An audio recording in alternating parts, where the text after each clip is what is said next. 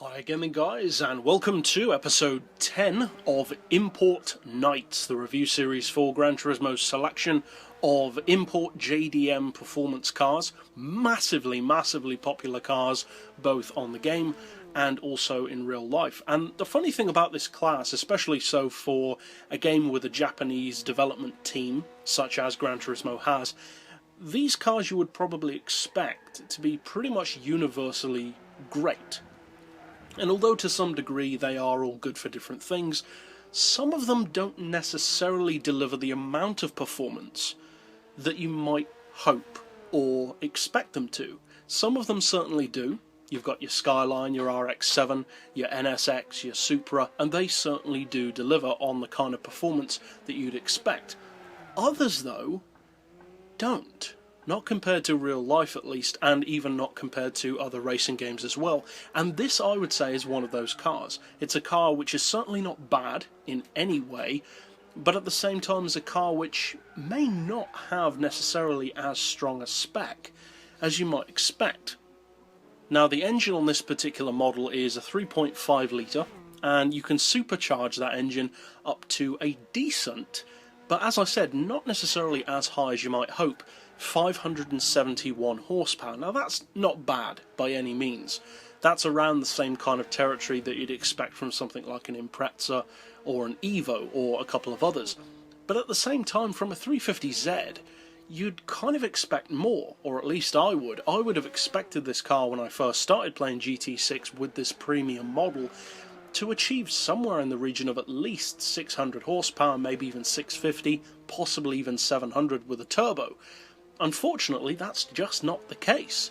Now, the performance that it has for its power is not bad at all. This car can do around or over 230 miles per hour, so it's not bad by any means. It's just not necessarily quite as good as I had expected it to be. Now, I'm not a huge fan of the Fair Lady. Not just the 350Z, but any of them in particular. I respect what they're capable of, and they are certainly hugely popular cars in every single variation.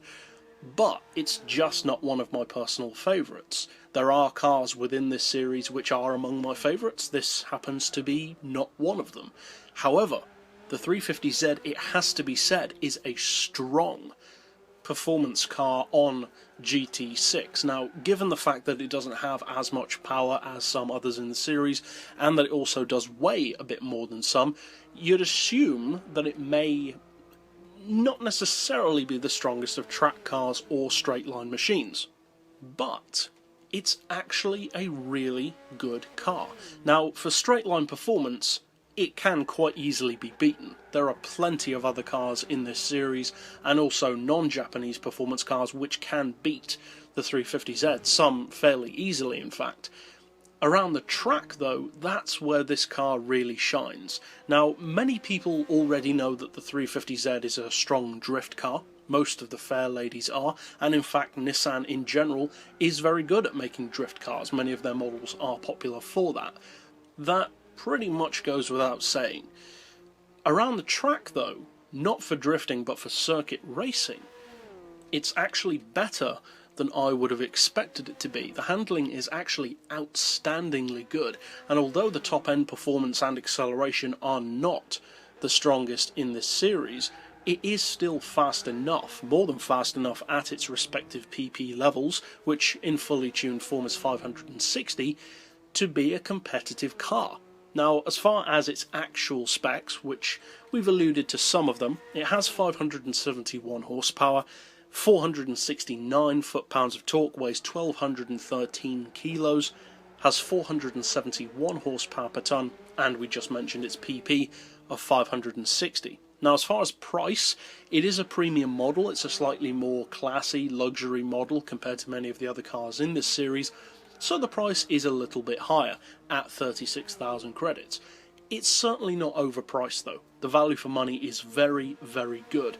And overall, the 350Z is a car which doesn't get quite as much use on Gran Turismo 6 as I would have expected. There are certain games where this is a very popular choice. Need for Speed, for instance, Midnight Club, those kind of street racing based games tend to favour the 350Z. It's represented as being a strong car. On GranTurismo, though, mainly due to the power, I think, and the apparent lack of top speed compared to others, and to some degree acceleration, it does tend to be overlooked for the sake of your RX-7s, your Supras, your Skylines, etc. And that is a shame, because although it's certainly not the strongest of JDM cars, it is a dependable one, and it's good at the things that it's good at. And although it's not outstanding in any particular way, it is good at pretty much everything in its own way. It's not the strongest for top speed, but the top speed is pretty good. The acceleration isn't the quickest, but it's certainly not bad. I would say overall the best point about the 350Z, and before this review I would not have expected to say this, but the best point I would say about this car is actually that handling. It's so good. The handling is outstandingly good on this car. Now, the fact that it does have less power to deal with than many of the other cars in the series may well have a bearing on that, and probably does.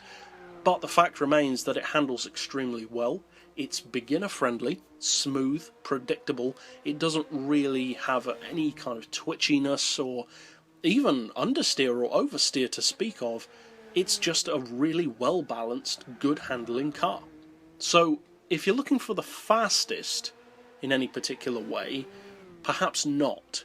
But if you're looking for a good circuit racer, drift car, or just fun cruiser, then the 350Z is definitely worth a look.